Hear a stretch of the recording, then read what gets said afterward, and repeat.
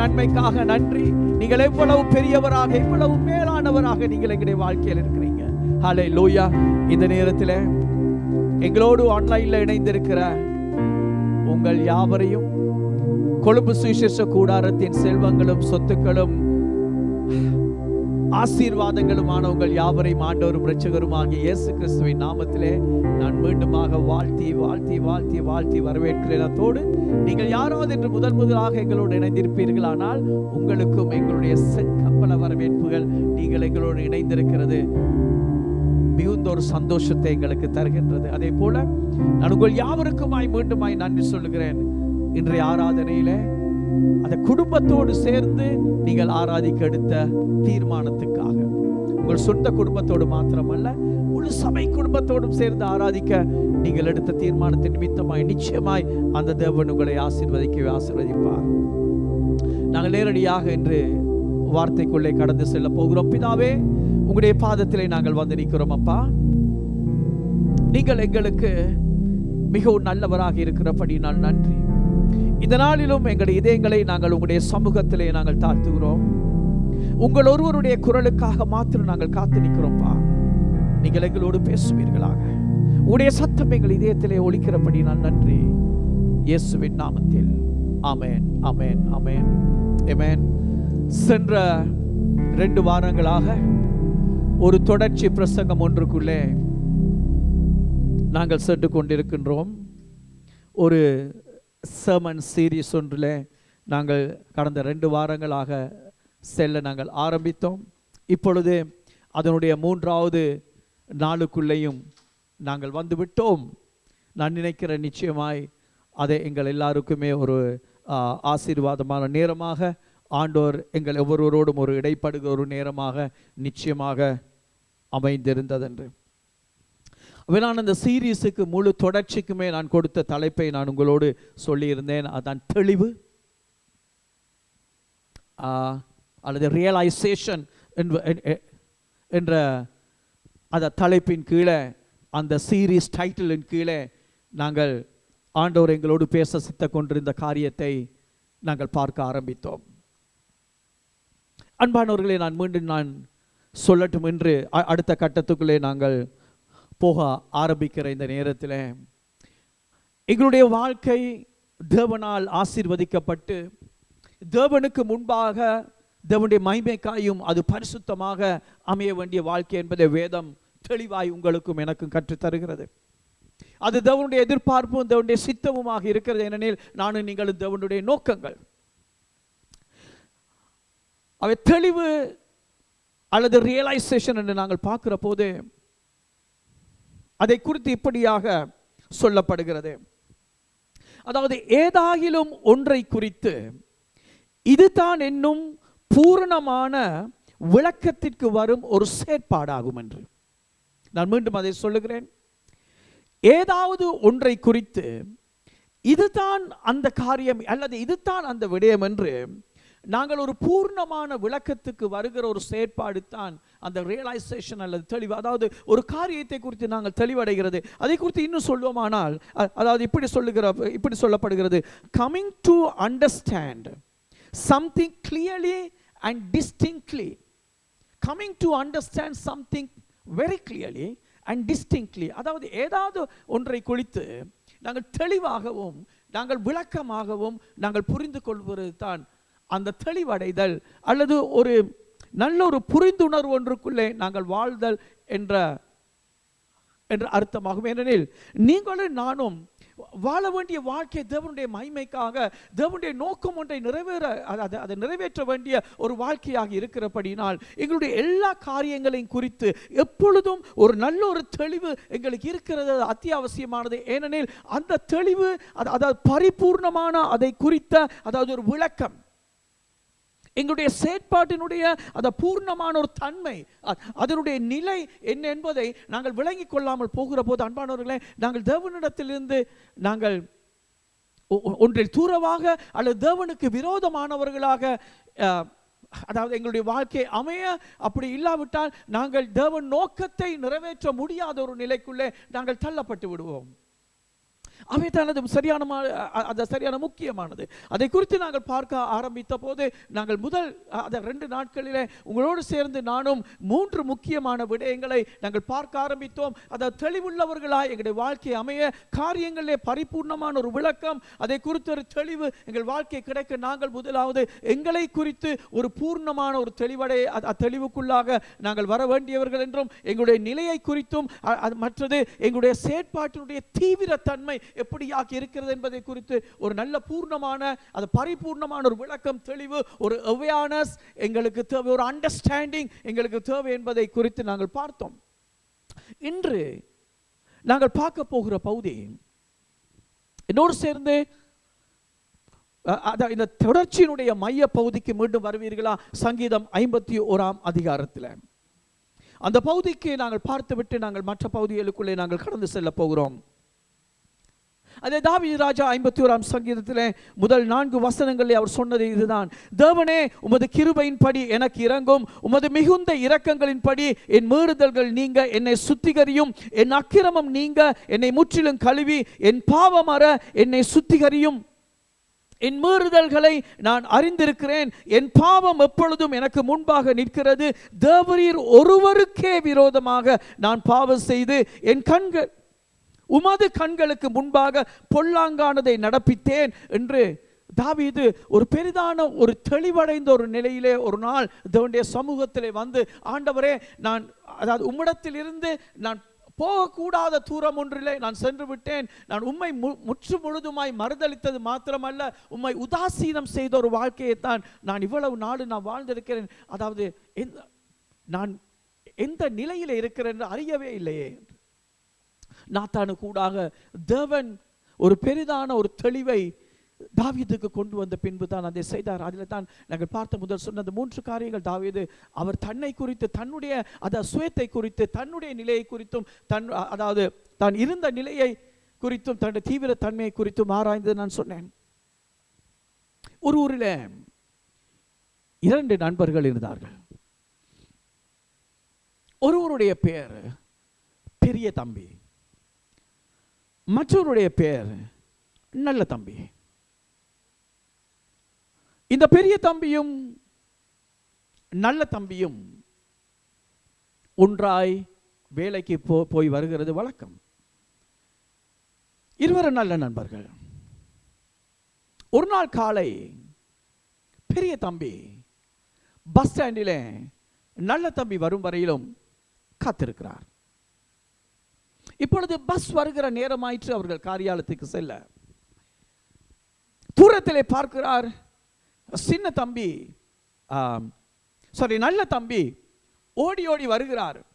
அவை நல்ல தம்பி ஓடி ஓடி வருகிற போது அந்த பஸ் வண்டியும் மிகவும் நெருக்கமாக வந்து, அதாவது கிட்ட வந்து கொண்டு உடனே பெரிய தம்பி பஸ் ஸ்டாண்ட்ல இருந்து கத்துக்கிறார். அதான் நல்ல தம்பி, கெதியா வாங்க, இதோ வருகிறேன் என்று சொல்லி கொண்டு வந்த இந்த நல்ல தம்பி தெருவின் நடுப்பகுதிக்குள்ளே வந்த உடனே நின்றுட்டார். இப்பொழுது பெரிய தம்பி கடக்கும்படியா கேட்டு நல்ல தம்பி கடக்கல. இப்ப பஸ் போயிட்டுது. இப்ப பெரிய தம்பி மிகுந்த விசனத்தோடு அவர் நல்ல தம்பி இடத்துல கேட்டது: நல்ல தம்பி, ஐயா, வேகமா வந்தீர்கள், தெருவின் நடுவுக்கு வந்து அங்கே ஏன் நின்று காலம் தாமதித்தீர்கள்? நீங்கள் காலம் தாமதித்தபடியினால், நீங்கள் ரோட கிராஸ் பண்ணாதபடியினால் உடனடியாக பஸ் போயிட்டது.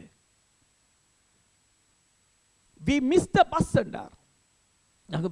நாங்கள் பஸ்ஸை தவறிட்டோம். ஆகவே நாங்கள் அடுத்த பஸ்ஸில் ஏறி நாங்கள் காரியாலயத்துக்கு போகிற போது நாங்கள் பிரச்சனைக்குள்ளாகி இருக்கிறோம்.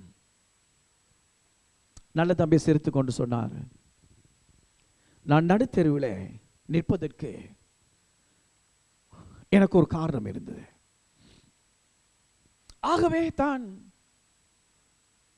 நான் தெருவிலே நடுவிலே நின்று சற்று நேரம் எடுத்து அதற்கு பின்பு எனது அடுத்த அடியை எடுத்து வைக்கிறது மிகவும் நல்லது என்பதை கண்டேன்.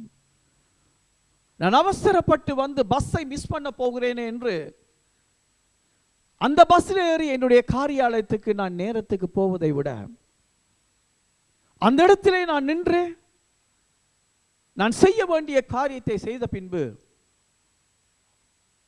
நான் இந்தியாவிலும் என்னுடைய ஆபீஸுக்கு போய் அங்கு நான் பிரச்சனைக்கு உட்பட்டாலும் பரவாயில்லை என்பதை நான் நன்கு உணர்ந்தேன் என்று சொன்னார். அப்பொழுது பெரிய தம்பி ஆச்சரியத்தோடு கேட்ட காரியம், எதுவாக இருக்கும் உங்களுக்கு? இப்ப சின்ன நல்ல தம்பி சொன்னது, பெரிய தம்பி, நான் வீட்டிலிருந்து வரும்போது சில சிந்தனைகளோடு நான் வந்தேன். அந்த சிந்தனைகளோடு நான் வந்த போது, சரியாக நடுத்தருவுக்கிட்ட நான் வந்த போது, தெருவின் நடுவிலே நான் வந்த போது நான் உணர்ந்தேன் அது ஒரு பிழையான காரியம். ஆகவே நான் நடுத்தெருவில் இருந்து அடுத்த அடியை நான் பஸ்ஸை நான் விட்டுவிட போகிறேன் என்று அவசரத்துக்காக நான் அடுத்த அடியை முன்னால் வைக்க முன்பு நான் செய்ய வேண்டிய ஒரு காரியத்தை நான் செய்த பின்பு தான் நான் கடக்க போகிறேன் என்று நான் தீர்மானித்தேன். அன்பானவர்களே, இந்த கதை உங்களுக்கும் எனக்கும் ஒரு பெரிய பாடத்தை புகட்டுகிறது. நான் முன்பு சொன்னேன், நாங்கள் சரியான தெளிவுள்ளவர்களாக இல்லாவிட்டால், நாங்கள் தெளிவடைய வேண்டும் என்று வாஞ்சை எங்களுக்குள்ள இல்லாவிட்டால், எங்களுடைய காரியங்களை குறித்து, எங்களுடைய வாழ்க்கையினுடைய காரியங்கள், எங்களுடைய வாழ்க்கையினுடைய நிலவரங்களை குறித்து சரியான ஒரு புரிந்துணர்வோடு நானும் நீங்கள் வாழாவிட்டால், அதாவது சரியான ஒரு ரியலைசிங் லைஃப், ஒரு ரியலைசேஷன் ஒன்று எங்களுக்கு இல்லாவிட்டால், அன்பானவர்களே, எங்களுடைய தெரிவுகள், எங்களுடைய தீர்மானங்கள், நாங்கள் செய்கிற காரியங்கள் எல்லாம் எங்களுடைய வாழ்க்கையை திசையில் அது கொண்டு போய் சேர்க்கும், அல்லது எங்களுடைய வாழ்க்கையினுடைய எதிர்காலம் எப்படியா அமையும் என்று விளங்காமல் நாங்கள் பல்வேறுபட்ட இன்னல்கள், இக்கட்டுகள், பிரச்சனைகளுக்குள்ளே நாங்கள் போகலாம். ஈவன் இந்த காலகட்டம், நான் நீங்களும் மோகம் கொடுத்து கொண்டிருக்க இந்த காலகட்டம் மிகவும் பாரதூரமானதாக என்னுடைய கண்களுக்கு உங்களுடைய கண்களுக்கு தெரிந்தாலும், அநேக பயத்தை உண்டாக்கும் செய்திகள் எங்களுக்கு கேட்டுக்கொண்டிருந்தாலும், இந்த காலகட்டம் நாங்கள் கர்த்தருக்குள்ளே எப்படி வாழ்ந்து கொண்டிருக்கிறோம் என்றதான அந்த தெளிவு தான் எங்கள் ஒவ்வொருடைய வாழ்க்கையையும் சரியான ஒரு நிலைக்குள்ளே இது வைத்திருக்கும். அநேக நான் எப்பொழுது சொல்லுகிற வண்ணமாய் தேவையற்ற பயங்கள், அச்சங்கள், தேவையில்லாத பாரமான யோசனைகள் ஒன்றுமே எங்களுடைய வாழ்க்கையை தாக்கக்கூடாது. நாங்கள் எப்பொழுது நிலையாக, உறுதியாக கர்த்தருக்குள்ளே ஜீவிக்க வேண்டிய ஜனங்கள், இந்த கர்த்தரால் நாங்கள் மீட்கப்பட்ட ஜனங்கள். அவருடைய அன்பை குறித்து, அவருடைய நாமத்தை குறித்து, அவருடைய கிருபையை குறித்து நாங்கள் இப்ப சற்று முன்பு நாங்கள் பாடி தேவனுடைய சமூகத்தில் நாங்கள் கொண்டாடினோம். அந்த கொண்டாடின வாழ்க்கை ஒரு உண்மையான வாழ்க்கையாய், அது நல்ல தெளிவுள்ள வாழ்க்கையாய் இருக்க வேண்டும். அப்படியானால் நானும் நீங்களும் இருக்க வேண்டிய, அல்லது எங்களுடைய வாழ்க்கையில இருக்க வேண்டிய 2 முக்கியமான அம்சங்கள் உண்டான்பானவர்களே. அது எங்களுடைய வாழ்க்கையினுடைய தெளிவுக்கு மிகவும் அஸ்திவாரமாய், அடிப்படையாய், அத்தியாவசியமாய் அது காணப்படுகிறது. இன்னொரு சங்கீதம் 32க்கு வருவீர்களா? இந்த காலகட்டத்தில் தாவீது ராஜா தேவனுடைய சமூகத்திலே தன்னுடைய இதயத்தை உயர்த்தி பாடியதும் இதயத்தை ஊற்றினதுமான ஒரு பகுதி இது. அந்த சங்கீதம் 32 தாவீது ராஜா இப்படியாக சொல்லுகிறார். முதல் 5 வசனங்களில், எவனுடைய மீறுதல்கள் மன்னிக்கப்பட்டதோ, எவனுடைய பாவம் மூடப்பட்டதோ அவன் பாக்கியவான். எவனுடைய அக்கிரமத்தை கர்த்தர் எண்ணாதிருக்கிறாரோ, எவனுடைய ஆவியில் கபடம் இல்லாதிருக்கிறதோ அவன் பாக்கியவான். நான் அடக்கி வைத்த மட்டும் நித்தம் என் கதறுதலினாலே என் எலும்புகள் உலர்ந்து போயிற்று. இரவும் பகலும் என் மேல் உம்முடைய கை பாரமாய் இருந்ததினால் என் சாரம் உஷ்ண கால வறட்சி போல் வறண்டு போயிற்று. நான் அக்கிரமத்தை மறைக்காமல் என் பாவத்தை உமக்கு அறிவித்தேன், என் மீறுதல்களை கர்த்தருக்கு அறிக்கையிடுவேன் என்றேன். தேவரீர் என் பாவத்தின் தோஷத்தை நீர் மன்னித்தீர் என்று தாவீது சொல்லுகிறார்.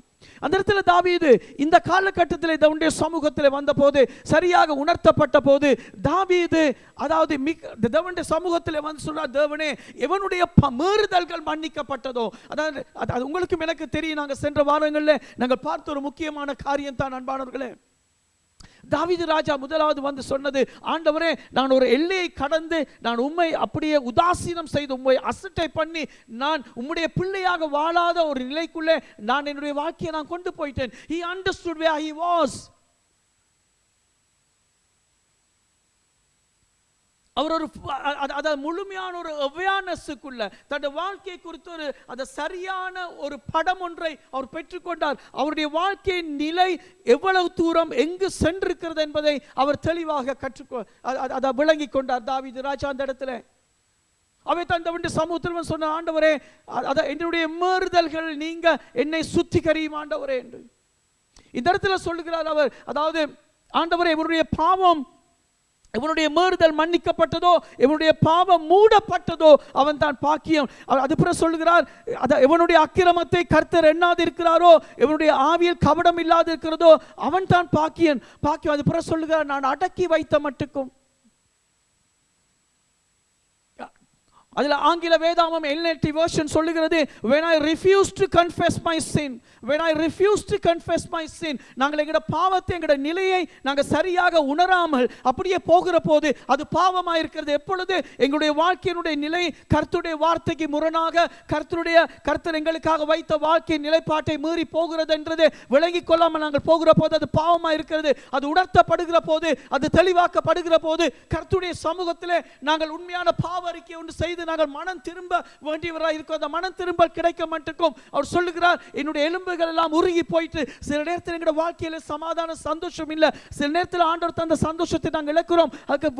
அதற்கு நாங்கள் வெளிப்புற காரணங்களை அநேகமான நேரங்களில் நாங்கள் சொல்லுகிறோம் அன்பானவர்களே. ஆனால் சில நேரங்களில் நீங்கள் நானும் ஆராய தவறுகிறபடியினால், சரியான ஒரு தெளிவில்லாதவர்களாக இருக்கிறபடியினால் சில நேரங்களில் நாங்கள் வெளி காரணங்களை நாங்கள் காரணம் காட்டலாம், அல்லது நியாயப்படுத்தலாம், அல்லது சாக்கு போக்குவரத்து சொல்லலாம், அல்லது எங்களுடைய இயலாமையை குறித்து நாங்கள் மேன்மை பாராட்டலாம். அது எங்களுடைய பலவீனம் என்று சொல்லலாம். ஆனால் இன்றைக்கு நானும் நீங்களும் ரெண்டு முக்கியமான காரியங்களை எங்களுடைய வாழ்க்கையில உடையவர்களாய், அதாவது நான் இந்த பகுதிக்கு நான் கொடுத்திருக்க தலைப்பு, நான் இருக்க வேண்டியது.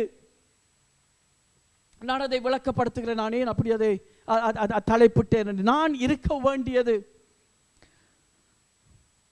I need to be a person of, அதே ஆங்கிலத்தில் நான் போட்டு, I need to be a person of, நான் இருக்க வேண்டிய மனிதன் அல்லது நான் எப்படி இருக்க வேண்டியவனாக இருக்கிறேன். ரெண்டு முக்கியமான காரியங்கள் தாவீது ராஜாவினுடைய வாழ்க்கையிலிருந்து வேதம் உங்களுக்கும் எனக்கும் அது புடமிட்டு காட்டுகிறது அன்பார்களே. அதன் முதலாவது, பரிசுத்த ஆவியானவருக்கு மிகவும் உணர்திறன் அவசியம்.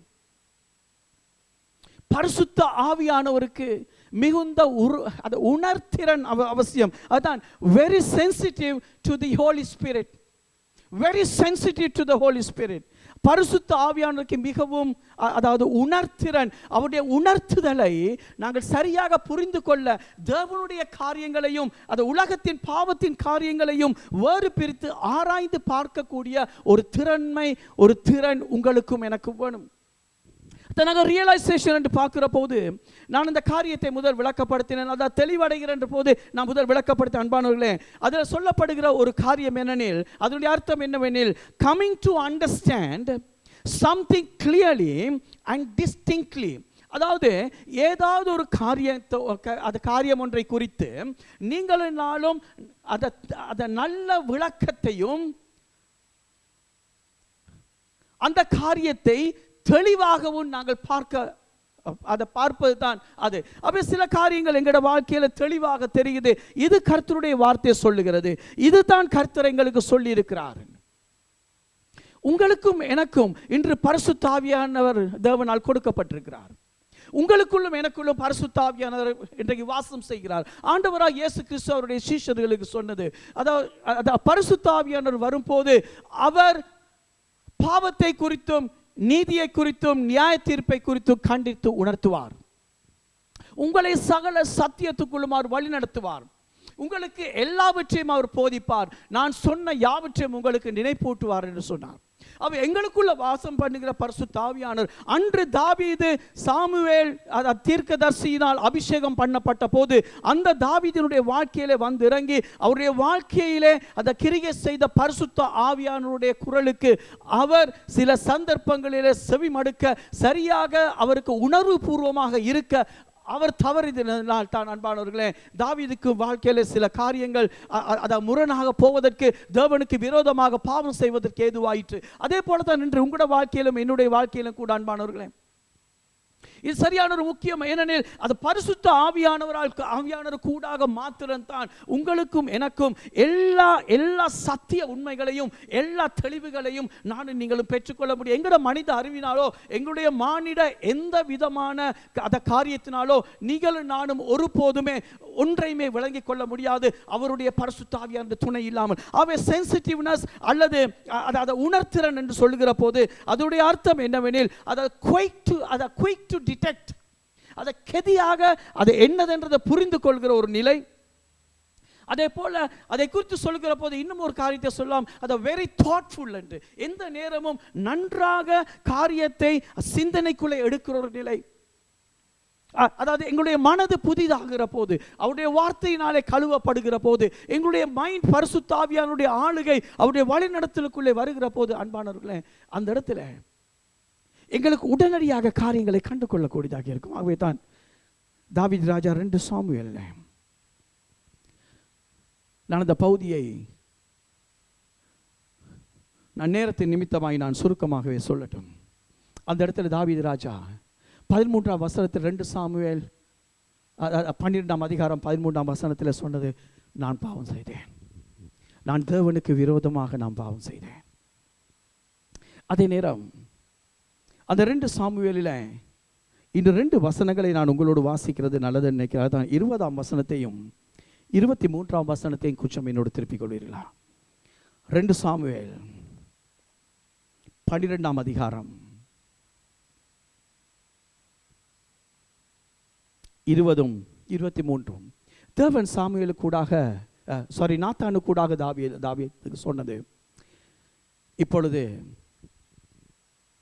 அந்த விபச்சாரத்தினால் அந்த பாவத்தினால் பத்சேபாளுக்கு கற்பம் தரிக்கப்பட்ட அந்த பிள்ளை இப்பொழுது மரிக்கப் போகிறது. அந்த நேரத்தில் தாவீது, நீங்கள் 20ஆம் வசனத்துக்கு வரும்போது, இப்போ அந்த பிள்ளை சுகவீனமற்ற போது தாவீது இப்பொழுது அவர் உபவாசித்து ஜெபிக்கிறார். உபவாசித்து ஜெபித்து தேவனிடத்தில் வேண்டுகிறார், தேவன் அவருடைய ஜெபத்தை கேட்டு இறங்குவாரோ என்று. அப்பொழுது தாவீது இப்படி 20ஆம் வசனம் சொல்கிறது, அப்பொழுது தாவீது தரையை விட்டு எழுந்து ஸ்நானம் பண்ணி எண்ணெய் பூசிக்கொண்டு தன் வஸ்திரங்களை மாற்றி கர்த்தருடைய ஆலயத்தில் பிரவேசித்து பணிந்து கொண்டு தன் வீட்டுக்கு வந்து போஜனம் கேட்டான். அவன் முன்னே அதை வைத்த போது புசித்தான். அந்த நேரத்தில் அங்கே இருந்த ஜனங்கள்லாம் கேட்கிறார்கள் தாவீதுட்ட, அதுக்கு முன்பு எவ்வளவோ வந்து போஜனம் பண்ணு சொல்லி கேட்ட போது தாவீது மறுத்துட்டார். இல்லை, பிறகு இப்ப பிள்ளை செத்து போனது என்று செய்தி கேட்ட உடனே தாவீது எழும்பினார், ஸ்நானம் பண்ணார், போய் தேவனை, அந்த வார்த்தையை சொல்லுகிறது, தேவனை பணிந்து கொண்டார் என்று தாவீது ஷஹாக் என்ற சொல் பாவிக்கப்பட்ட, அதாவது தேவனை அப்படியே பணிந்து குனிந்து, தேவன் தன்னுடைய வாழ்க்கையில எந்த ஒரு காரியத்தையும் எந்த ஒரு பிழையும் விடாதவரை போல தேவனுக்கு உரிய அப்படியே மரியாதை கொடுத்து, ஒரு உயரிய மரியாதை கொடுத்தவராய் அவருடைய ஆலயத்தில் சென்று அவரை பணிந்து கொண்டு வந்து அவர் நன்றாக போஜனம் பண்ணினார். 23ஆம் வசனத்தில் அவருடைய வேலைக்காரர்கள் அவரிடத்தில் கேள்வி கேட்ட போது, அதாவது அவர்கள் கேட்டார்கள், என்றா நீங்க பிள்ளை மரிக்க முன்பு நீங்க சாப்பிட மாட்டேன் என்று உபவாசம் இருந்தீங்க, பிள்ளை மரித்த செய்தி கேட்ட உடனே நீங்க சாப்பிடுறீங்களே என்று கேட்ட போது 23ஆம் வசனம் சொல்கிறார், அது மரித்திருக்கிற போது இப்போது நான் உபவாசிக்க வேண்டியது என்ன? இனி நான் அதை திரும்பி வர பண்ண கூடுமோ? நான் அதனிடத்தில் போவேனே அல்லாமல் அது என்னிடத்தில் திரும்பி வரப்போகிறதில்லை என்றார். அதுதான் the sensitiveness, அதுதான் அந்த உணர்திறன். அவர் நன்றாக புரிந்து கொண்டார், இதுதான் நடந்திருக்குது, இதால தான் இது நடந்திருக்குது, தேவன் சொன்னதை இதை செய்தார், ஆகவே இதற்கு மேல நான் உபவாசம் இருக்கிறதிலையோ இதற்கு மேல நான் துக்கம் கொண்டாடுகிறதிலையோ எந்த பிரயோஜனம் இல்லை. தேவன் தன்னுடைய நீதியை சரி கட்டினார், அவர் பரிசுத்தம் உள்ளவர். இன்றைக்கு எங்களுக்கு ஒன்று தெளிவடை, அதாவது சில காரியங்கள் அந்த இடத்துல coming to understand something clearly and distinctly என்று பார்க்கிற போது அதை ரியலைசேஷன் என்று அதை தெளிவென்று பார்க்கிற போது ஏதாவது ஒன்றை குறித்து மிகவும் அதை தெளிவாகவும் விளக்கமாகவும் பார்த்தல் அல்லது புரிந்து கொள்ளுதல் என்ற அர்த்தம் என்று நாங்கள் பார்க்கிற போது அன்பானவர்களே, அந்த இடத்துல தான் சில காரியங்கள் நான் முன்பு சொன்ன வண்ணமா எங்களுக்கு நன்றாக தெரிகிறது தான் கர்த்தருடைய காரியம். ஏன்னா நானும் நீங்கள் தேவனுடைய பிள்ளைகள். அதே நேரம் நாங்கள் பார்க்க வேண்டிய தாவீது ராஜா அந்த இடத்துல சொன்னது, நாங்கள் பாவத்தை அடக்கி வைக்க மட்டும் என்னுடைய எலும்புகள் உருகி போயிட்டது, நான் என்னுடைய சமாதானத்தை இழந்து போயிட்டேன், மிகவும் நான் வேதனையோடு மிகவும் நான் நோவோடு தான் வந்தேன். ஆனால் இந்த பாவத்தை நான் அறிக்கை செய்த போது, ஆண்டவரே நீர் இந்த பாவத்தின் தோஷத்தை எடுத்தீர், I am relaxed now, I am relieved now, நான் இப்பொழுது மிகவும் ஆறுதலாகி இருக்கிறேன் என்ற தேவனுடைய சமாதானத்தை நான் பெற்றுக்கொண்டேன் என்று. இன்றைக்கு இதுதான் எங்களுக்கு வேண்டிய, அதை எங்களோட வாழ்க்கையில் இருக்க வேண்டிய ஒரு முக்கியமான அம்சங்களில் ஒன்று, நல்ல பரிசுத்த ஆவியானவருக்கு உணர்திறன் உள்ள வாழ்க்கை. பரிசுத்த ஆவியானவர் போதிக்கிறதை உடனடியாக கேட்டு, இதுதான் இந்த காரியம், இதுதான் இதனுடைய விளக்கம், உடனடியாக அதை புரிந்து கொள்க. அதற்கான சென்சிட்டிவ்னஸ், அந்த சென்சிட்டிவ்னஸ் என்று சொல்லுகிற போது அல்லது சென்சிட்டிவிட்டி என்று சொல்லுகிற போது அல்லது சென்சிட்டிவ் என்று சொல்லுகிற போது ஆங்கிலத்தில் நிறைய அர்த்தங்களை கொண்டு இருக்குது. அதை மற்றவர்களுடைய அதை உணர்ச்சிகளுக்கு உணர்வுகளுக்கு நாங்கள் மரியாதை கொடுக்கிறது, அதை நன்றாக அதை புரிந்து கொள்கிறது, பல்வேறு அர்த்தங்களை கொடுக்குது. ஆனால் இந்த பகுதியில் நாங்கள் பார்க்குற பகுதிக்கு, இந்த கான்டெக்ஸ்டுக்கு நான் இதன் அடிப்படையில் நான் விளக்கப்படுத்துகிறேன். என்னவெனில், நாங்கள் நன்றாக பரிசுத்த ஆவியானவருக்கு நாங்கள் உணர்வுபூர்வமான ஒரு உணர்வுடைய உணர்திறன் கொண்டவர்களாக நாங்கள் வாழ்கிறது. எப்பொழுதுமே இதுதான் தேவனுடைய காரியம், இதுதான் என்னுடைய வாழ்க்கையில் நான் செய்து கொண்டிருக்கிறேன் என்று அவருடைய ஞானத்தினாலே தேவனுடைய பார்வை கூடாக தேவனுடைய வார்த்தைக்கு அமைவாக நாங்கள் கண்டுகொள்கிறது. அதான் தாவீதுக்கு நாத்தானு கூடாக ஆண்டவர் சொன்ன 2 காரியம், நீ என்னுடைய வார்த்தையை அசட்டை பண்ணினாய், நீ என்னையே அசட்டை பண்ணினார் என்று சொன்னார். அதே போலதான் நல்ல தம்பியும் கண்டது, இது பிழையான ஒரு காரியம். ஒரு கட்டத்தில் தெருவின் நடுவில் வந்தவுடனே பஸ் போகிறத விட இது ஒரு காரியம். வாவ், இன்றைக்கு இதுதான் எங்களுக்கு முக்கியமானது. எங்களோட வாழ்க்கையில் அடுத்த அடியை எடுத்து வைக்க முன்பு அந்த தேவன் உணர்த்துகிற காரியங்கள், ஆவியான உணர்த்துகிற காரியங்கள்ல நாங்கள் உணர்திறன் கொண்டவர்கள், அதை நன்றாக புரிந்து கொண்டவர்களாக, அத தேவனுடைய வாழ்க்கைக்கு, அதான் அவர் வந்து சொன்னது, தாவீது சொன்னது, தேவனே நீர் ஒருவருக்கு விரோதமாக, உமக்கு ஒருவருக்கு விரோதமாகவே நான் பாவம் செய்தேன். ஏன்னா அதால முழு ஹர்ட்டும் முழு இதயத்துடைய தாக்கம் அது ஆண்டவரே உங்களுக்கு தான் வந்தது. அதான் நாங்கள் ரட்சிப்பின் நாளுக்கு என்று முத்திரையாக பெற்ற பரிசுத்த ஆவியானவரை துக்கப்படுத்தாதிருங்கள் என்று வேதம் எங்களுக்கு சொல்லுகிறது. எபேசியர் 4:30. அவை இன்றைக்கு நாங்கள் புரிந்து கொள்ள வேணும். அதில் 2வது காரியம் அன்பானவர்களே, அதை பார்க்கிற போது சங்கீதம் 32ஆம் அதிகாரம் 5க்கு ஒருக்கா வருவோமா இருந்தா, சங்கீதம் 32 5வது வசனம். சங்கீதம் 32:5. அதுல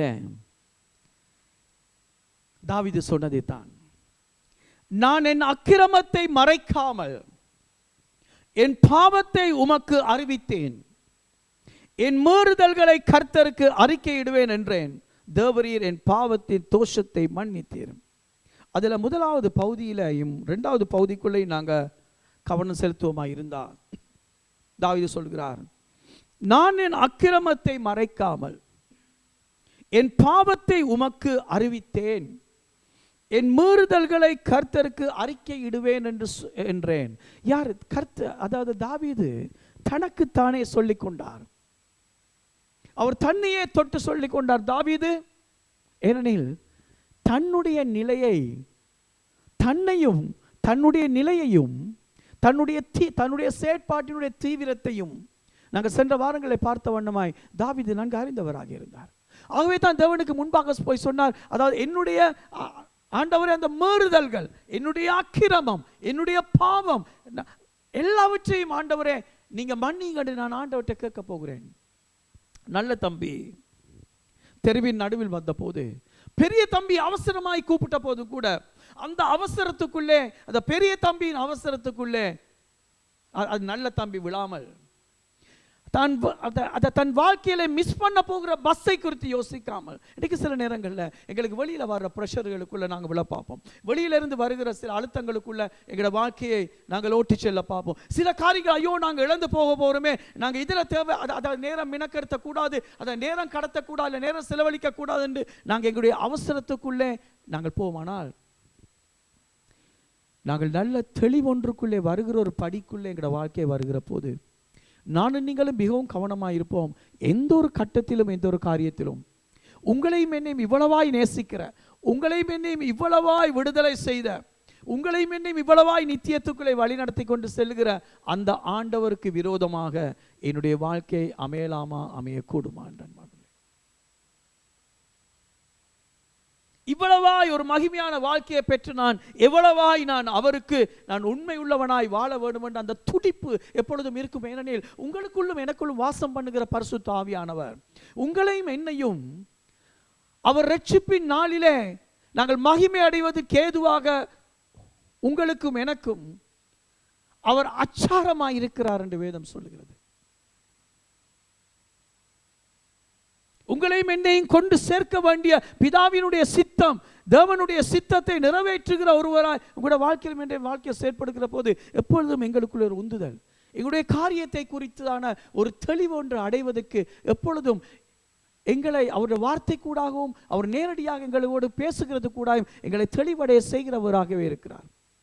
ஒரு காரியம் கூட இன்றைக்கு உங்களுடைய வாழ்க்கையிலும் என்னுடைய வாழ்க்கையிலும் அதை மறைவாக இருக்கவே முடியாது. ஏனெனில் நாங்கள் தேவனுடைய பிள்ளைகள். ஆனால் ஒன்றே ஒன்று தான், நாங்கள் அவருக்கு உணர்திறன் உடையவர்களாய், அவருக்கு உணர்வு பூர்வமாய் இருக்கிறவர்களாய் இருக்கிற போது எங்களை சகல சத்தியத்துக்குள்ள நடத்துகிறவர் எங்களுடைய வாழ்க்கையினுடைய காரியங்களை குறித்ததான பரிபூர்ணமான தெளிவொன்றை அவர் தருவதற்கு அவர் போதுமானவராயும் அவர் முடியுமானவருமாயும் இருக்கிறார். அவை இரண்டாவது காரியம் அன்பானவர்களே, அதான்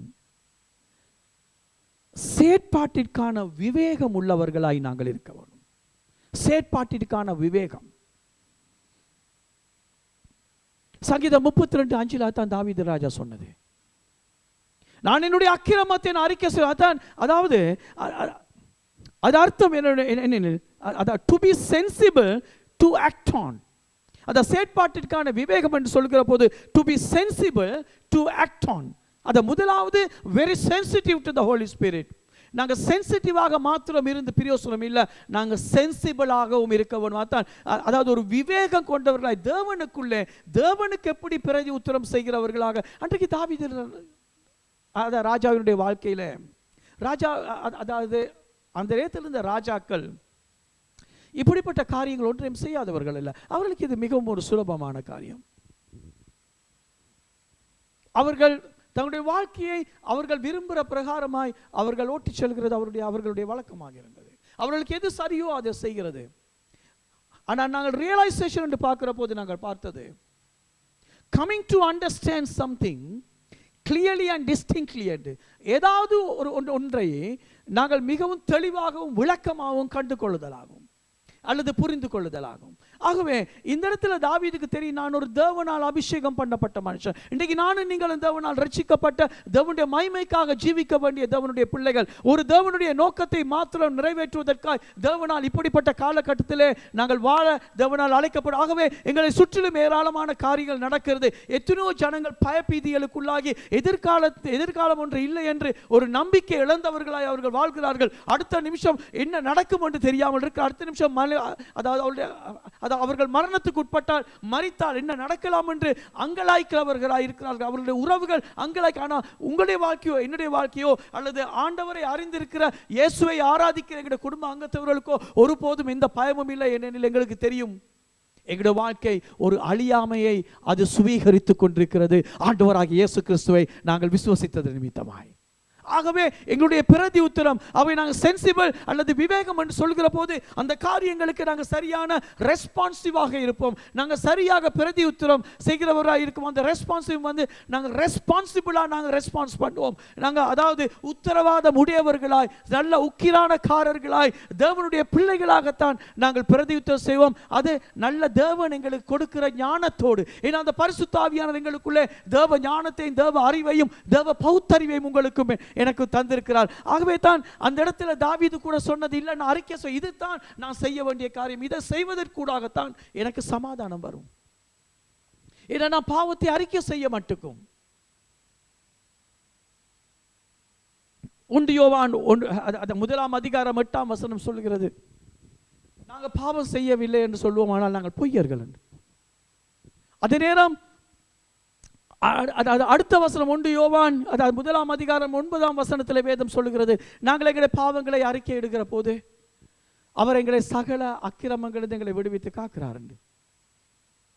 எங்களுக்கு ஒரு நிச்சயம் இருக்குது, நாங்கள் எந்த நேரம், ஆனால் நாங்கள் செய்ய வேண்டிய ஒரு பகுதி இருக்கு. அதுதான் எங்களோட செயற்பாட்டிற்கான விவேகம் அவசியம். அதான் நான் சொன்னது 2வது காரியம். அவ எங்களோட வாழ்க்கையில் இருக்க வேண்டிய 2 காரியங்கள். ஒன்று, அத பரிசுத்த ஆவியானவருக்கு நல்ல உணர்திறன் உள்ள ஒரு வாழ்க்கை. 2வது, எங்களோட செயற்பாட்டிலே எப்பொழுது விவேகம் உள்ளவர்களான ஒரு வாழ்க்கை. அதான் to be sensible to act on, sensible ஆக இருக்கிறது. அதான் இதைத்தான் அதான் தாவீது ராஜா சொன்னது. தாவீது ராஜா அவருடைய மக்கள் கேட்ட போது தாவீது ராஜா சொன்னது, ஆமா நான் பிள்ளை மரிக்க முன்பு நான் தேவன் என் மீது இறங்குவாரோ என்று நினைத்து நான் உபவாசம் இருந்து தேவனிடத்தில் வேண்டினேன். ஆனால் பிள்ளை மரித்த பின்பு இப்ப எனக்கு தெரியும் அந்த பிள்ளை என்னிடத்தில் வராது. ஏன்னா பிள்ளை மரித்து போயிட்டது. அதுக்கான காரணம் தாவீதுக்கு நன்றாக தெரியும். அவே தான் தாவீது சொன்னது, தேவனே நான் உமக்கு விரோதமாய் ஒருவருக்கு விரோதமாய் தான் நான் பாவம் செய்தேன். நல்லொரு தெளிவுள்ள நபராய் நல்லொரு புரிந்துணர்வோடு தேவனுடைய சமூகத்தில் தேவனை துதித்து பாட வந்தார். பின்பு சொன்னது, அந்த 2 சாமுவேல் 12:23 நீங்கள் பார்ப்பீர்கள். அதில் சொல்லப்படுது, அந்த பிள்ளை என்னிடத்தில் வராது, ஆனால் நான் தான் அந்த பிள்ளை இடத்துக்கு போவேன். அவர் சொல்லுங்க, நான் மரிக்கிற போது நான் அந்த பிள்ளை இருக்கிற சமூகத்துக்கு நான் போவேன். அதுதான் அந்த சென்சிபிள் அல்லது விவேகம். நான் என்னுடைய அக்கிரமத்தை அறிக்கை செய்வேன், நான் மறைக்காமல் அடக்கி வைக்க மாட்டேன் என்றுதான் அந்த சென்சிபிள் அல்லது விவேகம். யோசேப்பு கதையை எடுத்து பார்த்தால், யோசேப்புக்கு போர்த்திபாருடைய மனைவி அவரிடத்திலே பிழையான ஒரு உறவுக்கு, தகாத ஒரு உறவுக்கு, தன்னுடைய திருமணத்துக்கு துரோகமாக அவர் வந்தபோது அந்த பகுதியை ஆதியாகமம் 39 கொஞ்சம் எடுத்து பார்ப்பீர்களா, இந்த காரியம் விளங்கும். யோசேப்பு சொன்னதை போர்த்திபாருடைய மனைவிக்கு, இந்த வீட்டிலே ஒன்றையுமே எஜமான் என்னிடத்திலிருந்து விட்டு வைக்கல, எல்லாவற்றையும் என்னுடைய பொறுப்பிலே தான் தந்தார். ஆனால் நீயோ அவருடைய மனைவி, உன்னை தவிர மிகுதி எல்லாவற்றையும் தந்தார். அந்த இடத்துல திருமண வாழ்க்கையினுடைய உடன்படிக்கையையும் திருமணத்தினுடைய தேவனுடைய நியமத்தையும் எந்த கலாச்சாரத்துக்குள்ளேயும் எப்படிப்பட்ட ஒரு காலகட்டத்துக்குள்ளும் யோசேப்பு நன்றாக உணர்திறன் உள்ளவராக இருந்தார். தான் sensitivity. He was very sensitive. காரியம் நாங்கள் சிலர் அன்பான எங்களுடைய வாழ்க்கையில எப்பொழுதுமே பரிசுத்த ஆவியானுடைய ஆளுகை அவருடைய வழிநடத்தலுக்கு போகிற போது ஒப்பீட்டளவில் நல்ல தெளிவோடு நாங்கள் வாழக்கூடியதாக இருக்கும். ஏனெனில் அவர் எப்பொழுதும் எங்களுக்கு முன்பாக இருக்கிற ஆபத்துகளை காண்பிக்கிறவர். அவர் பாவத்தை எங்களுக்கு உணர்த்துகிறவர். தேவனுடைய வார்த்தை எங்களுக்கு என்ன சொல்லுகிறது என்பதை, எந்த இடத்துல எப்படி பிரயோகிக்கும் என்பதை எங்களோடு வாசம் பண்ணி எங்களோடு நடக்கிறவர். நாங்கள் ஆண்டவர் இயேசு கிறிஸ்துவை விசுவாசித்த நேரத்தில் இருந்து எங்களோடு ஒரு ஆவிக்குரிய பயணத்தை ஆரம்பித்தவர். உங்களையும் என்னை கடைசி பறிந்த வழி நடத்த உண்மை உள்ளவராயிருக்கிறார். அதான் வேதம் சொல்லுகிறது, பரிசுத்த ஆவியானவர்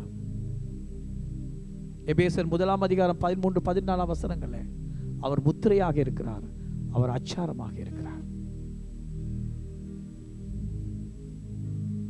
அதை எங்களுடைய பரிசுத்த ஆவியானவருடைய பைபிள் ஸ்டடியில் கலந்து கொள்கிற நீங்கள் யாவரும் நீங்கள் அதை குறித்து நன்றாக கற்றுக்கொண்டிருக்கிறீர்கள், டீட்டெயிலாக, விபரமாக. இன்றைக்கு யோசேப்பு சொன்னது, ஆகவே நீ மனைவி என்று சொல்லுகிற போது he was not only sensitive, he was very sensible as well. அவர் மிகவும் செயற்பாட்டில் விவேகம் உள்ளவராக இருந்தார். ஆகவே தான் அவள் நித்தம் வந்து கேட்ட போது, அது யோசேப்பினிடத்திலே போர்த்திபாருடைய மனைவி, அவளோடு யோசேப் இருக்கவும் சம்மதிக்கவில்லை என்று வேதம். அதாவது அவள் இருக்கிற இடத்துக்கிட்ட கொஞ்சம் சரீர பிரகாரமாக ஒரு சற்று நெருக்கமாக கூட வருவதற்கு யோசேப் இருக்கவில்லை. காரணம், அவர் நல்ல ஒரு தெளிவோடு இருந்தபடி. நான் சொன்னது, நீ அவருடைய மனைவி. பிறகு சொன்னது, பிறகு அவ பைஃபோர்ஸ் பண்ண வலிக்கிட்ட போது, பலாக்காரம் முயற்ச போது, நாங்கள் எங்கட பாஷையில சொல்கிறபடி துண்டக்கானன் துணியை காணண்டா ஓடிட்டார். அவருக்கு துண்டும் பெருசாக இருக்க இல்லை, துணியும் பெருசாக இருக்க இல்லை. என்ற துண்டும் துணியும் விவேகம் இல்லை. சில நேரத்தில் நாங்கள் துண்டையும் துணியையும் காப்பாத்து போய் நாங்கள் ஒன்றும் இல்லாதவர்களாய் துண்டாகியே போய் விடுவோம். நாங்கள் துண்டாக போகிற போது துண்டும் இருக்காது, துணியும் இருக்காது. இன்னைக்கு அநேகமான நேரங்களை தான் அன்பானவர்களே, இந்த ஒரு அம்சத்தை குறித்து, அதாவது நாங்கள் சரியான வாழ்க்கையை குறித்து ரியலைசேஷன் இல்லாமல், வாழ்க்கை குறித்து ஒரு சரியான தெளிவில்லாமல் நாங்கள் வாழ்கிற போது அது எங்களோட வாழ்க்கையை பாரதூரமான ஒரு நிலைக்குள்ளே கொண்டு செல்லும். தெளிவில்லாமல் மோசமாய் வாழ்ந்து கொண்ட உங்களையும் என்னையும் தான் அந்த தேவன் தன்னுடைய மிகுந்த அன்பினாலே எங்களை மீட்டெடுத்தார். நாங்கள் அக்கிரமங்களினாலும் பாவங்களினாலும் மறித்தவர்களாக இருந்தோம், தான் தெளிவில்லாத வாழ்க்கை நிலை. ஆனால் இன்றோ அவருடைய மகத்துவமான அன்பினாலே மீட்கப்பட்டிருக்கிறோம். அந்த வாழ்க்கையை பாதுகாத்துக் கொள்கிறது உங்களுடைய கடமை, என்னுடைய கடமை.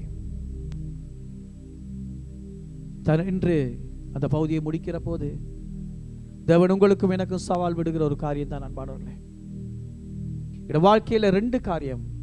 ஐ need to be a person of, அல்லது நான் இருக்க வேண்டியது, என் வாழ்க்கையில நான் இருக்க வேண்டிய நபர் எப்படிப்பட்ட நபராக இருக்கும்னு தெரியுமா? ஒன்று, மிகவும் பரிசுத்த ஆவியானவருக்கு எப்பொழுதுமே நாங்கள் உணர்திறன் உடையவர்களாக வாழ்கிற ஒரு வாழ்க்கை. 2வது, எங்களோட செயற்பாட்டிலே விவேகத்தை காண்பிக்கிற விவேகம் உடையவர்களான வாழ்க்கை. இதுதான் நான் செய்ய வேண்டும். அதான் நாங்கள் தெளிவாகவும் விளக்கம். இது தேவனுடைய பிள்ளைக்கு இது உதவாது. யோசேப்பு சொன்னது, நீ போர்த்திபாருடைய மனைவி, நான் இந்த வீட்டிலே மற்றதுக்கு தான் பொறுப்பாகவே அவருடைய மேலான சொத்தான உன்னுடைய வாழ்க்கையில என்னுடைய கை வைக்கவே கூடாது. நான் உன்னிடத்தை நெருங்க கூடாது. நீ எனக்கு எஜமானி. அதான் அந்த விவேகம், அதான் சென்சிபிலிட்டி அல்லது சென்சிபிள் சொல்லுகிறது. இந்த நேரத்தில் தான் ஆண்டவர்கிட்ட கேட்பான், நீங்கள் நான் ஆண்டவரே, எங்கள் யாவருக்கு நீங்கள் இந்த நேரத்தில் உதவி செய்வீர்களாக.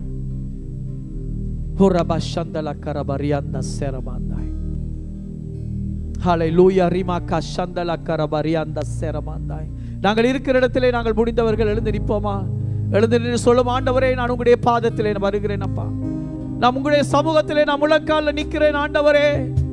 என்னுடைய வாழ்க்கை நல்ல ஒரு உணர்வு பூர்வமான ஒரு வாழ்க்கையாய், ஆண்டவரே, தெளிவுள்ள ஒரு வாழ்க்கையாய் இருக்க, ஆண்டவரே, நல்ல ஒரு அப்பா உங்களுடைய பரிசுத்த ஆவியானவருக்கு நல்ல ஒரு உணர்திறன் உள்ள ஒரு வாழ்க்கையை நான் கட்டி எழுப்பேன் அப்பா. என்னுடைய செயற்பாட்டிலே விவேகம் காணப்பட நீங்கள் எனக்கு கிருபை செய்வீர்களாக. ஹல்லேலூயா, ஹல்லேலூயா. ஆண்டவரே அப்பா, அந்த நல்ல தம்பியை போல இந்த நல்ல தம்பி உணர்ந்தது இது பிழையான காரியம், இது என்னுடைய வாழ்க்கையில இருக்கக்கூடாதாகவே நான் தெருவின் நடுவில் இருந்து அவசரப்பட்டு நான் மறுகரைக்கு போய் நான் பஸ்ஸை பிடித்து நேரத்துக்கு ஆபீஸுக்கு போறதை விட நான் என்னுடைய வாழ்க்கையை நான் பாதுகாத்துக் கொள்ள முதல் இத்தாலியாகவே நான் மன்னிப்பு கேட்டேன் என்று அத நல்ல தம்பி பெரிய தம்பிக்கு சொன்னார். நான் ஆண்டவரிடத்தில் மன்னிப்பு கேட்ட பின்பு தான் நான் அந்த தெருவை கடந்தேன். நான் இந்த பிள்ளையை உணர்த்தப்பட்டேன். இந்த பிள்ளைக்காக நான் மனம் திரும்பித்தான் நான் கடந்தேன். அதனால் தான் அந்த பிந்துதல். ஆண்பானவர்களே, சில பிந்துதல்கள் எங்களுக்கு நல்லது. நாங்கள் அப்படியே ஓடுகிற தண்ணீர்ல ஒரே அந்த திசையிலே இப்பொழுது நீந்துகிறது அல்ல, நாங்கள் பாவத்துக்கு எதிர்நீச்சல் போடுகிற ஜனங்கள். அவை இந்த நேரத்தில் ஒப்பு கொடுத்து சொல்லும், ஆண்டவரே, நீங்க இந்த வாழ்க்கையில் எனக்கு உதவி செய்யுங்க. நல்ல ஒரு உணர்த்திறன் இருக்கவும், நல்ல ஒரு விவேகம் உள்ள நபராய் வாழ எனக்கு உதவி செய்வீர்களா? ஹல்லேலூயா. ஹோரி கரபா சந்தலா கரபரியாந்தாய். இயேசுவே,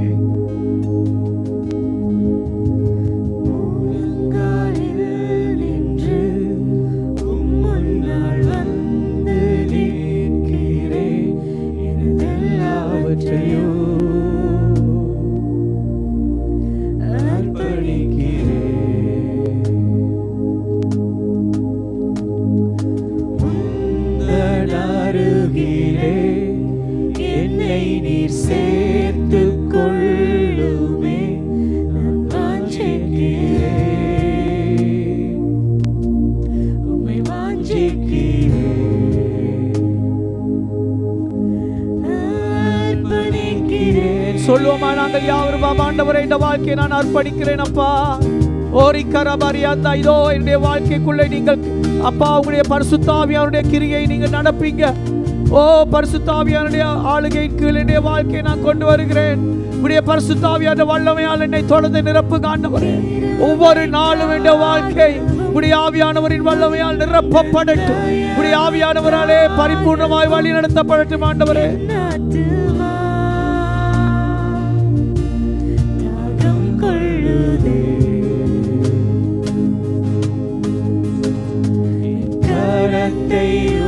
உயர்த்தி உம்மை நான் நாடுகின்றேனே, பேசும் தேவா, பேசும் தேவா, அர்ப்பணிக்கிறேன், அர்ப்பணிக்கிறேன், உம்மை நான் அறிய வேண்டுமே, இன்னும் நான் அறிய வேண்டுமே, அர்ப்பணிக்கிறேன், அர்ப்பணிக்கிறேன், உம்மை நான் அறிய வேண்டுமே, இன்னும் நான் அறிய வேண்டுமே. பெரும் காற்றைப் போலவே இயேசுவே வீசிடுமே, என் வாழ்விலே உம் சித்தத்தை செய்திடுமே. பெரும் புயலைப் போலவே என்னுள்ளே எழுந்தருளுமே, என் வாழ்விலே உம் சித்தத்தை செய்திடுமே. பெரும் காற்றைப் போலவே இயேசுவே வீசிடுமே, என் வாழ்விலே உம் சித்தத்தை செய்திடுமே. பெரும் புயலைப் போலவே என்னுள்ளே எழுந்தருளுமே, என் வாழ்விலே உம் சித்தத்தை செய்திடுமே. அர்ப்பணிக்கிறேன், அர்ப்பணிக்கிறேன், உம்மை நான் அறிய வேண்டுமே, இன்னும் நான் அறிய வேண்டுமே. ஆம் ஆண்டவரே, இந்த வேளையிலே உங்களுடைய பாதத்திலே நாங்கள் நிற்கிறோம் ஆண்டவரே. இந்த 3 வாரங்களாக உங்களுடைய பிள்ளைகளாகிய எங்களுக்கு நீங்கள் உணர்த்த வேண்டிய காரியத்தையும் பேச வேண்டிய காரியத்தையும் நிச்சயமாய் நீங்கள் தெளிவாய் எங்கள் ஒவ்வொருவருடைய தனிப்பட்ட வாழ்க்கையிலும் நீங்கள் பேசி இருக்கிறீங்கப்பா. பரிசுத்த பிதாவே, இதோ உங்களுடைய செல்வங்கள், சொத்துக்கள், ஆசீர்வாதங்கள் யாவரையும் உங்களுடைய நேச கரங்களிலே நான் ஒப்புக் கொடுக்கிறேன். தேவரீருடைய கிருபையால் தொடர்ந்து போற்றி உடைய செல்வங்களையும் சொத்துக்களையும் ஆசீர்வதிங்க. வாழ்க்கையிலே எப்பொழுதும் ஆண்டவரே தெளிவுள்ள வாழ்க்கையோட வாழ, நல்ல புரிந்துணர்வை பெற்றுக்கொள்ள, வாழ்க்கையின் அம்சங்களை அப்பா செயற்பாட்டின் எல்லா காரியங்களையும் அதனுடைய எல்லா அம்சங்களையும் எல்லா பகுதிகளையும் பக்கங்களையும் குறித்து நல்ல விளக்கமுடையவர்களாய், நல்ல ஆண்டவரை உணர்த்துதல் உள்ளவர்களாய், நல்ல விளக்கம் உள்ளவர்களாய் உங்களுடைய செல்வங்கள் வாழ இயேசுவின் நாமத்திலே நீங்கள் ஆசீர்வதிப்பீர்களாக என்று நான் ஜெபிக்கிறேன். நாளாந்த பரிசுத்த ஆவியானுடைய வல்லமையினால் உங்களுடைய பிள்ளைகளை நிரப்புங்க. உங்களுடைய பரிசுத்த ஆவியானுடைய ஆளுகையின் கீழும் வழிநடத்தலின் கீழும் உங்களுடைய பிள்ளைகள் தொடர்ந்து ஜீவிப்பார்களாக. அப்பா, இந்த நேரத்தில் யார் யார் புதிதாக இணைந்திருக்கிறார்களோ அவர்கள் ஆண்டவராய் இயேசுவே நீங்களே அவர்களுடைய பாவங்களுக்காக இந்த பூமியிலே உங்களுடைய வாழ்க்கையை கொடுத்தீர்கள். உங்களை விசுவாசிக்கிறது கூடாக மாத்திரமே அவர்கள் ஒரு பரிபூர்ணமான வாழ்க்கையை, ஒரு விடுதலையான வாழ்க்கையை, ஒரு சுதந்திரமான வாழ்க்கையை பெற்றுக்கொள்ள முடியும் என்று அவர்கள் உங்களை விசுவாசிக்கிறவர்களாய் உங்களிடத்திலே தங்கள் பாவங்களை அறிக்கை செய்து மன்னிப்பை பெற்று உங்களை தங்களுடைய இதயத்துக்குள்ளே அழைத்து உங்களுடைய பிள்ளைகளாய் வாழ ஒப்புக் கொடுக்கிறவர்களாய் வாழ நீங்கள் ஆசீர்வதிப்பீர்களாக என்று ஜெபிக்கிறேன். உங்களை அறியாதவர்கள் இன்றைய நாளிலே அந்த வாழ்க்கையில் எடுக்க வேண்டிய முக்கியமான தீர்மானம் ஒன்றை, அந்த தெரிவான உங்களை எடுப்பார்களாக என்று நான் ஜெபிக்கிறேன் ஆண்டவரே. மேலும் இந்த நாட்களிலே உங்களுடைய செல்வங்கள் சொத்துக்கள் ஒவ்வொருவரையும் உங்களுடைய கிருபையால் போர்த்தி ஆண்டவரே இந்த உலகத்திலே காண்கிற எல்லா பயங்கரத்துக்கும் நீங்கள் அவர்களை விலக்கி காத்திருக்கிறீர்கள் என்பதையும், உங்களுக்குள்ளே அவர்களுடைய வாழ்க்கை நித்தியத்தை சுவீகரித்துக் கொண்டிருக்கிறது என்ற நிச்சயத்தோடு, நம்பிக்கையோடு, உறுதிப்பாட்டோடு ஆண்டவரே உங்களுடைய செல்வங்கள் எப்பொழுது தைரியத்தோடும் பலத்தோடும் உறுதிப்பாட்டோடும் வாழவே வாழ்வார்களாக என்று நான் ஜெபிக்கிறேன். உங்களுடைய செல்வங்களுடைய தேவைகளை சந்தித்து ஆசீர்வதிங்க இயேசுவின் நாமத்திலே. என் ஆத்துமாவே கர்த்தரை ஸ்தோத்திரி, என் முழு உள்ளமே அவருடைய பரிசுத்த நாமத்தை ஸ்தோத்திரி. என் ஆத்துமாவே கர்த்தரையே ஸ்தோத்திரி, கர்த்தர் செய்த சகல உபகாரங்களை மறவாதே. கர்த்தராகிய இயேசு கிறிஸ்துவின் கிருபையும் தேவனுடைய அன்பும் பரிசுத்த ஆவியானவருடைய அன்யோன்ய ஐக்கியமும் உங்கள் யாவரோடு கூட இருப்பதாக. தேவன் தாமே தம் முகத்தை உங்கள் மீது அதிகமாய் பிரகாசிக்க பண்ணி தன் சமாதான சந்தோஷத்தை மாத்திரம் புசிக்க பண்ணி உங்கள் ஒவ்வொருடைய வாழ்க்கையிலும் அவர் நிச்சயத்திற்கு அந்த மாபெரும் நித்திய கதையை அவர் நிச்சயமாய் எழுதி முடிப்பாராக. God bless you my loving family. மீண்டுமாய் நான் உங்களுக்கு நன்றி சொல்கிறேன் என்று நீங்கள் ஆன்லைன்ல முழு குடும்பமாக இணைந்து ஆராதிக்க எடுத்த தீர்மானத்துக்காக தேவன் நிச்சயமாய் உங்களை ஆசீர்வதித்து உயர்த்தி வழி நடத்துவார். God bless you.